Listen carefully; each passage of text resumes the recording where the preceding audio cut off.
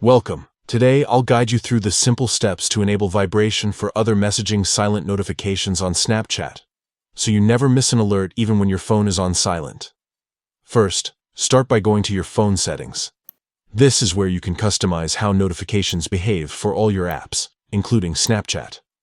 Next, tap on Apps to see a list of all the installed applications on your device. Scroll through or use the search bar to find Snapchat and tap on it.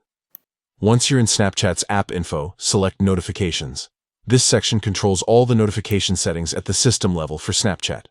Now tap on Notification Categories. Snapchat breaks down notifications into different types, so you can manage each one separately. Look for the section labeled Other Messaging. This usually includes chat or message alerts that may sometimes be set to silent. Tap on Silent Notifications under Other Messaging. Finally, you'll see a toggle option for Vibrate. Toggle this on to enable vibration for these silent messages.